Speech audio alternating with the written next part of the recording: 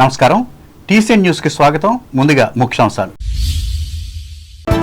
నైపుణ్య గణన గణాంకాలు జిల్లా అభివృద్ధికి దోహదం భీమవరంలో స్పష్టం చేసిన పశ్చిమ గోదావరి జిల్లా కలెక్టర్ చంద్రవాడ.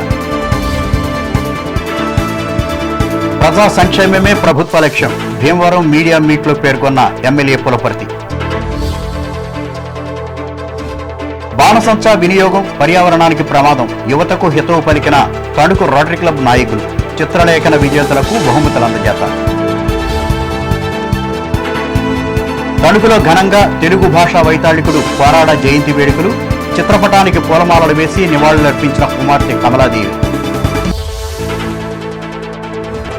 గిట్టుబాటు ధర కోసమే ధాన్యం కొనుగోలు కేంద్రాలను ఏర్పాటు చేసిన ప్రభుత్వం పెద్ద తాడేపల్లిలో చెప్పిన తాడేపల్లిగూడెం ఎమ్మెల్యే బొలిశెట్టి. 2027లో జరగనున్న గోదావరి పుష్కరాలకు ప్రణాళికలు సిద్ధం చేస్తున్న ప్రభుత్వ యంత్రాంగం రాజమండ్రిలో వెల్లడించిన రాష్ట్ర మంత్రి దుర్గేష్. రహదారి ప్రమాదాలు పొంచి ఉన్న ప్రాంతాల్లో ప్రత్యేక నిఘా ఉండాలి అధికారులను ఆదేశించిన అంబేద్కర్ కోనసీమ జిల్లా కలెక్టర్ మహేష్ కుమార్.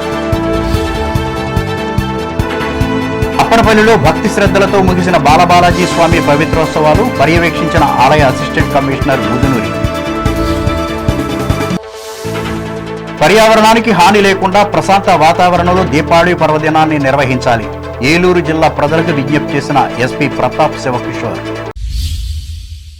జిల్లా అభివృద్ధికి నైపుణ్య గణన గణాంకాలు ప్రముఖ పాత్ర పోషిస్తాయని జిల్లా కలెక్టర్ చదలవాడ నాగరాణి పేర్కొన్నారు. పశ్చిమ గోదావరి జిల్లా కేంద్రమైన భీమవరం కలెక్టరేట్లో ఏపీ నైపుణ్య అభివృద్ధి సంస్థ ఆధ్వర్యంలో మంగళవారం నిర్వహించిన నైపుణ్య గణన 2024 జిల్లా స్థాయి శిక్షణ కార్యక్రమానికి ఆమె ముఖ్య అతిథిగా పాల్గొని మాట్లాడారు. ప్రపంచ దేశాల్లోనే యువత ఎక్కువగా ఈ దేశంలో మాత్రమే ఉన్నారని అన్నారు. వీరందరికీ ఉద్యోగ ఉపాధి అవకాశాలు కల్పించకపోతే సమస్య పెద్దగా ఉత్పన్నమయ్యే అవకాశం ఉందన్నారు. వారికి మెరుగైన అవకాశాలు కల్పించడం ద్వారా దేశం తలసరి ఆదాయం పెరగడంతో పాటు ఆర్థికంగా బలోపేతం అవుతుందన్నారు. కూడా చాలా ఎక్కువ పెంచుకోవచ్చు, లేకపోతే అదే పెద్ద డెట్రిమెంటల్ అవుతుంది మన సొసైటీకి. స్కిల్ డెవలప్మెంట్ ట్రైనింగ్ అనేది మనం పదే వింటాం. స్కిల్ అనేది నా ఉద్దేశం ప్రకారంగా అది ఇంకొక సెపరేట్ ఎడ్యుకేషన్ కాదు. That is part of our education. Our education is nothing but skill development. ప్రతి విద్యార్థినికి యువతకు స్కిల్ పెంపొందించేది ఎడ్యుకేషన్.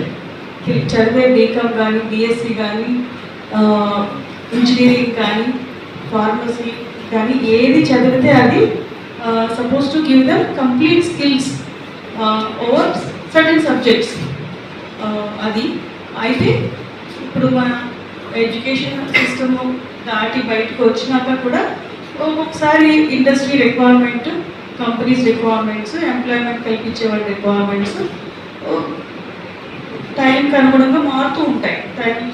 ఈ కార్యక్రమంలో డిఆర్డీఏ పీడీ ఎంఎస్ఎస్ వేణుగోపాల్, జిల్లా నైపుణ్య అభివృద్ధి సంస్థ అధికారి ఎస్ లోక్మాన్, జిల్లా ఉపాధి అధికారి S Varalakshmi, DWAMA PD KCH అప్పారావులు పాల్గొన్నారు.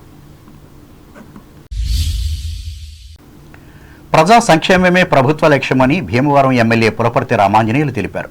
భీమవరంలో మంగళవారం ఏర్పాటు చేసిన విలేకరుల సమావేశంలో ఆయన పాల్గొని మాట్లాడారు. పల్లె పండుగ పేరుతో ప్రభుత్వం మంజూరు చేసిన కోట్లాది రూపాయలతో గ్రామీణ రహదారులను అభివృద్ధి చేస్తున్నామన్నారు. విజయవాడ వరద బాధితుల సహాయార్థం సమీకరించిన సుమారు ₹1 కోటి విరాళాలను ముఖ్యమంత్రి చంద్రబాబు నాయుడికి అందిస్తామన్నారు. విజయవాడ నగరం 1,50,000 మంది నిరాశ్రయులయ్యారు. వాళ్ళందరికీ సహకారం అందించాలని మన ముఖ్యమంత్రి నారా చంద్రబాబు నాయుడు గారి పిలుపు మేరకి రాష్ట్రం నుంచి, ఇతర రాష్ట్రం నుంచి, ఇతర దేశాల నుంచి కూడా వరద బాధితులకు సహాయ నిధికి ఫండ్స్ పంపించడం జరిగింది. దానిలో భాగంగా మన భీమవరం నుంచి కూడా వరద బాధితులకు సహాయం అందించాలని పిలుపునిస్తే ఛాంబర్ ఆఫ్ కామర్సు, దాని అనుబంధ సంస్థలు, ఇతర సంస్థలు అందరూ కూడా సహకరించి ఈరోజు ₹94,30,200 సహాయ నిధికి భీమవరం నుంచి దాతలు ఇవ్వడం జరిగింది. అలాగే ఒక దాత 2 లక్షల రూపాయలు ఇవ్వడం జరిగింది చెక్కు. ఒక దాత 1,11,011 రూపాయలు ఇవ్వడం జరిగింది. ఒక దాత 11,469 రూపాయలు ఇవ్వడం జరిగింది. అంటే సుమారుగా 2 లక్షలు తక్కువగా ₹1 కోటి సహాయం మన భీమవరం నుంచి సీఎం రిలీఫ్ ఫండ్కి ఇవ్వడం జరుగుతుంది. దీనికి సహకరించిన దాతలందరికీ కూడా మనస్ఫూర్తిగా అభినందనలు తెలియజేస్తూ, ఇది కాకుండా మన భీమవరం నుంచి కొన్ని విద్యా సంస్థలు, కొన్ని వ్యాపార సంస్థలు కలెక్టర్ గారి ద్వారాను డైరెక్ట్గా ముఖ్యమంత్రికి పట్టుకెళ్ళి ఇవ్వడం జరిగింది. భీమవరం నుంచి కోట్లాది రూపాయలు సీఎం రిలీఫ్ ఫండ్కి ఇవ్వడం జరిగింది. ఈ సమావేశంలో జనసేన నాయకులు ఒబిలిశెట్టి రామకృష్ణ, టీడీపీ రాష్ట్ర కార్యదర్శి కోళ్ల నాగేశ్వరరావులు పాల్గొన్నారు. మత సాంప్రదాయాలను పాటిస్తూనే పర్యావరణ పరిరక్షణకు ప్రాధాన్యత ఇవ్వాలని తణుకు రోటరీ క్లబ్ పూర్వ అధ్యక్షులు మల్లిన అరుణసారథి యువతకు హితవు పలికారు. పట్టణానికి చెందిన జిల్లా పరిషత్ బాలుర ఉన్నత పాఠశాలలో మంగళవారం విద్యార్థులకు నిర్వహించిన అవగాహన సభలో ఆయన పాల్గొని దీపావళి బాణసంచా పర్యావరణ పరిరక్షణ అనే అంశంపై మాట్లాడారు. ప్రపంచంలో ఏ అంశాలైనా సమాజ అవసరాల కోసం కాలానుగుణంగా మార్పులు చెందుతూ వచ్చాయని ఆయన చెప్పారు. ఇందులో భాగంగా రావణాసురుడిని అంతం చేసిన గొప్ప సందర్భంగా దీపావళిని నిర్వహించుకుంటూ బాణసంచా కాల్చడం ఆనవాయితీగా వస్తుంది. అయితే మెరుగైన పర్యావరణ కాలంలో ఈ పద్ధతిని అందరూ ఆస్వాదించగలిగారన్నారు. కానీ అనేక ఆరోగ్య సమస్యలకు కారణమవుతూ కాలుష్యంతో నిండిన నేటి మన వ్యవస్థలో బాణసంచా భయపెడుతున్నట్లు మల్లిన అరుణసారథి విశ్లేషించారు. ఈ నేపథ్యంలో ప్రపంచ ఆరోగ్య సంస్థ సలహా మేరకు బాణసంచా కాల్చడం మంచిది కాదని పర్యావరణ పరిరక్షకులు పేర్కొంటున్న అంశానికి ప్రాధాన్యత ఇవ్వాలని మల్లిన అరుణసారథి విద్యార్థులకు ఉద్బోధించారు. అనంతరం నిర్వహించిన చిత్రలేఖన పోటీల్లో గెలుపొందిన విజేతలకు బహుమతులు అందించారు.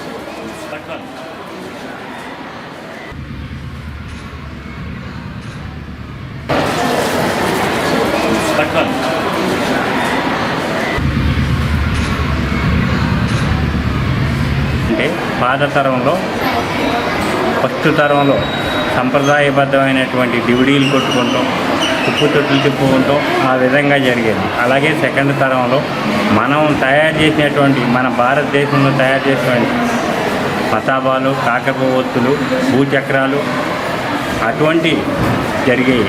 అప్పుడు ఏమి ఈ పొల్యూషన్స్ కానీ సౌండ్ పొల్యూషన్స్ కానీ థర్డ్ తరం వచ్చేటప్పటికి మన భారతదేశానికి ప్రధాన కాంపిటీషన్ అయినటువంటి చైనా మన దేశంలో ప్రవేశించి మన దానికి అతి తక్కువ ధరకి వివిధ రకాల భిన్నమైనటువంటి సౌండ్లు ఈ విధంగా మనకి వస్తడం వల్ల ఈ పొల్యూషన్ మెయిన్గా మన ప్రధాన నగరాలైనటువంటి ఢిల్లీ, బాంబే, బెంగళూరు, మద్రాస్, హైదరాబాద్ నగరాల్లో ఈరోజు మనం చూస్తున్నాం. ఈ దీపావళి అయిన తర్వాత కొన్ని రోజులు అసలు మనం బయటికి రాని పరిస్థితులు, పిల్లల స్కూల్కి ప్రధానంగా సెలవులు ఇచ్చి ఆ పొల్యూషన్ తగ్గిన తర్వాత కూడా స్కూల్స్ ఓపెన్ చేయవలసినటువంటి స్థితి మన భారతదేశానికి కలిగినందుకు చాలా చింతిస్తూ దాని ఉద్దేశంతో ఈ రోటరీ క్లబ్ వారు ఇక్కడ ప్రధానంగా డ్రాయింగ్ కాంపిటీషన్ పెట్టి వారికి ఇది తెలియజేయాలని. రోటరీ కార్యదర్శి కటారి సిద్ధార్థ, మాజీ అధ్యక్షులు గోకవరపు సుధాకర్, సభ్యులు బీవీఆర్కే ప్రసాదులు పాల్గొన్నారు. తెలుగు భాషా వైతాళికులు కోరాడ రామకృష్ణయ్య జయంతిని మంగళవారం ఘనంగా నిర్వహించారు. ఈ సందర్భంగా టీసీఎన్ ప్రత్యేక కథనం అందిస్తోంది. తెలుగు భాషా వ్యాకరణాధ్యాయానికి, ఆధునిక భాషా శాస్త్ర పద్ధతిని, చారిత్రక దృష్టికి తెలుగు సాహిత్య అధ్యయనంలో పాశ్చాత్య సాహిత్య విమర్శ సూత్రాల సమన్వయాన్ని ప్రవేశపెట్టిన వైతాళికుడు కోరాడ రామకృష్ణయ్య చరిత్రలో చిరస్థాయిగా నిలిచి ఉన్నారు. 1891లో జన్మించిన కోరాడ 1940లో ఆంధ్ర సాహిత్య పరిషత్ ఆధ్వర్యంలో తణుకులో నిర్వహించిన సభలో భాషాశాస్త్రంపై ఉపన్యసించారు. రామకృష్ణయ్య రచనల్ని, వారి విశిష్ట దృక్పథాన్ని ఈ తరానికి పరిచయం చేయవలసిన అవసరం ఉంది. 1915లో మచిలీపట్నం నోబుల్ కాలేజీలో BA పరీక్షల్లో ఉత్తీర్ణులయ్యారు.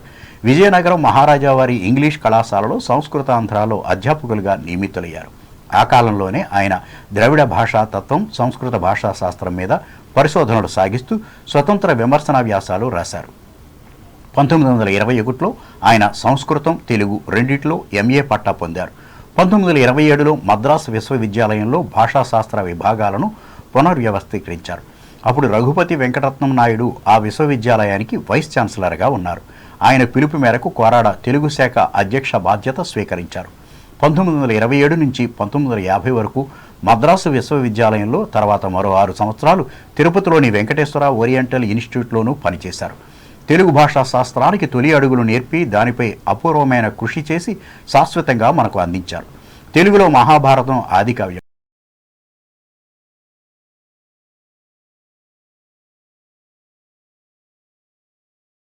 భాషా వ్యాకరణం పరిణామం చెందిన తీరు, అలనాటి దేశీ మార్గ చందో పద్ధతులను ముందుంచడానికి, మన భాషకి మనకి చారిత్రక దృష్టినివ్వటానికి ఆయన గ్రంథాలు రాశారు. ఈ సందర్భంగా కోరాడ రామకృష్ణయ్య కుమార్తె రాయసం రాజ్యలక్ష్మి సంగీత కళాశాల ప్రిన్సిపల్ భమిడి కమలాదేవి గృహంలో నిర్వహించిన సభలో తెలుగు పండితులు భూపతిరాజు బంగారరాజు మాట్లాడుతూ తెలుగు ప్రజలకు కోరాడ అందించిన సేవలను వివరించారు. కన్నడము, తమిళము, తెలుగు ఈ ఇతర దక్షిణాత్య భాషల్లో ఛందోబద్ధమైనటువంటి పోలికలు కూడా ఉన్నాయని పరిశోధించినటువంటి వారిలో ప్రప్రథములు మన కోరాడ రామకృష్ణయ్య గారు. జానపద వాంగ్మయము సేకరణ, దానికి వ్యాఖ్యానం ఇచ్చినటువంటి వాటిలో కూడా వారే ప్రప్రథములు. తెలుగుకి వ్యాకరణం, సంస్కృత వ్యాకరణం ఉంది, కానీ భాషాశాస్త్ర అధ్యయనం దృష్టిలో భాషకు ఒక వ్యాకరణం ఉండాలి. అంటే పద విభాగాన్ని ఎలా చేసుకోవాలి, ఆ పదం ఎలా పుట్టింది, దానికి ధాతువులు ఎలా చేరాయి అనేటువంటిది ఒక క్రమ పద్ధతిలో ఒక వ్యాకరణం ఉండాలని ఆయన సూచించారు. ఆయన సూచించినటువంటిది అందరికీ గుర్తే ఉంది, కానీ దాని మీద విశేషమైనటువంటి పరిశోధన చేసి వారి పుత్రరత్నమైనటువంటి కోరాడ మహదేవ శాస్త్రి గారు ఆయన భాషాశాస్త్రానికి ఒక వ్యాకరణం అంటూ రాసి ఆయన తండ్రి గారి యొక్క బాటలో మరి నడిచి అంత ప్రసిద్ధి వారు పొందారు. అదొక గొప్ప విషయం. తర్వాత భాషాశాస్త్ర సంబంధమైనటువంటి వ్యాసాలు రాయడంలో వారే ప్రప్రథములు. సో నన్నయ్య తెలుగు సాహిత్యానికి ఏ రకంగా, తెలుగు కవిత్వానికి ఆయన నన్నయ్య గారు ఎలా ప్రథములో, తెలుగు అనుశీలనలో వారు ప్రప్రథములు. అధ్యాపకురాలు డాక్టర్ తాడేపల్లి వీరలక్ష్మి అధ్యక్షతన జరిగిన ఈ సమావేశంలో 5 భాషాభిమానుల్ని సన్మానించారు. తొలుత ఆయన చిత్రపటానికి పూలమాలలు వేసి నివాళులర్పించారు. ఈ కార్యక్రమంలో ప్రముఖ వేద పండితులు గుళ్లపల్లి శ్రీరామశర్మ, వివిధ రంగాలకు చెందిన అక్కిపెద్ది రామసూర్యనారాయణ, సోమంచి పురుషోత్తం, చెరుకూరి కృష్ణప్రసాద్, శ్రీపాద లక్ష్మీ సూర్యకాంతం, కోరాడ కుటుంబ సభ్యులు భమిడి విశ్వనాథ శర్మ, భమిడి సూర్యనారాయణమూర్తి, భమిడి రామకృష్ణ, భమిడి జగదాంబ, భమిడి సరోజ, భమిడి మహాలక్ష్మిలు పాల్గొన్నారు. తణుకు వివేకానంద ఇంగ్లీష్ మీడియం హైస్కూల్లో నిర్వహించిన పరీక్షల్లో సాధించిన మార్కుల ఆధారంగా ఎంపికైన విద్యార్థి యూనియన్ నాయకుల చేత మంగళవారం ప్రమాణ స్వీకారం చేయించారు. ఈ మేరకు ప్రధానోపాధ్యాయులు రాయుడు రవీంద్రనాథ్ మాట్లాడుతూ విద్యార్థుల్లో నాయకత్వ లక్షణాలు పెంపొందించే లక్ష్యంతో ఈ విధానాన్ని అమలు చేసినట్లు చెప్పారు. అనంతరం ఏర్పాటు చేసిన సాంస్కృతిక కార్యక్రమాలు అందరినీ అలరించాయి.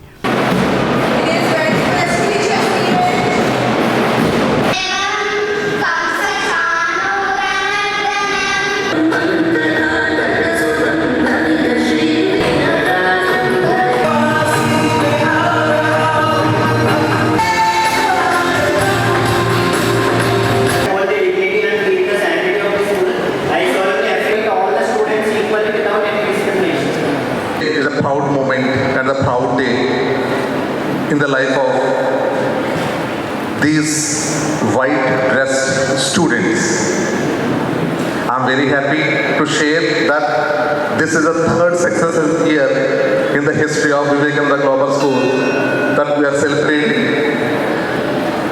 Third year, this investiture ceremony. One thing I have to tell you all this: men are here. These are the school captains and future captains also.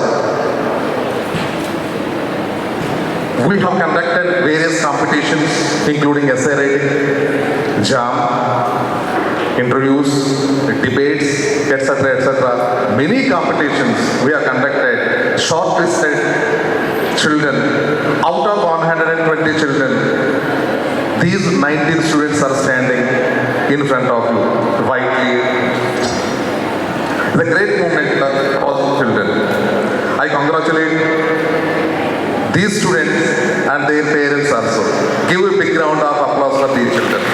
ఈ కార్యక్రమంలో పాఠశాల యాజమాన్య అధ్యక్షులు కోమట్లపల్లి వెంకట సుబ్బారావు, కార్యదర్శి చిట్టూరి రేనాసాయి, కోశాధికారి నందిగం సుధాకర్, ఎస్డిఎస్టీ మహిళా డిగ్రీ కళాశాల ప్రిన్సిపల్ యు లక్ష్మీ సుందరిబాయిలు పాల్గొని స్కూల్ కెప్టెన్గా నియమితులైన Gottumukkala Nikesh Varma, vice captain Mudunuri Varshitha, deputy vice captain Alapati Yagnesh హరిలను అభినందించారు.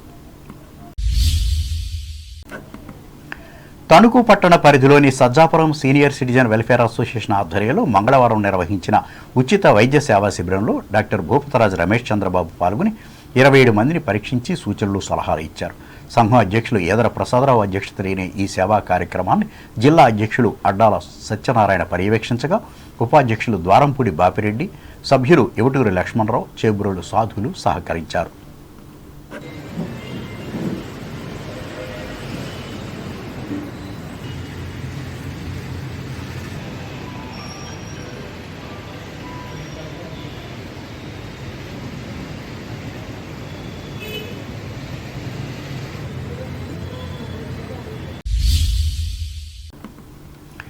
రైతులు పండించిన పంటకు మద్దతు ధర కల్పించే లక్ష్యంతో ప్రభుత్వం ధాన్యం కొనుగోలు కేంద్రాలను ఏర్పాటు చేసిందని తాడేపల్లిగూడెం శాసనసభ్యులు బొలిశెట్టి శ్రీనివాస్ చెప్పారు. పశ్చిమ గోదావరి జిల్లాలో మొట్టమొదటి కేంద్రాన్ని తాడేపల్లిగూడెం రూరల్ మండలం పెద్ద తాడేపల్లి రైతు సేవా కేంద్రాల్లో మంగళవారం joint collector T Rahul Kumar రెడ్డితో కలిసి ఆయన ప్రారంభించారు. ఈ సందర్భంగా మాట్లాడుతూ విక్రయించిన 48 గంటల్లో డబ్బులు రైతుల ఖాతాల్లో జమ అయ్యేలా చర్యలు తీసుకున్నామని చెప్పారు. తేమ యంత్రం పనితీరును పరిశీలించారు. రికార్డుల నిర్వహణపై తగు సూచనలు చేశారు.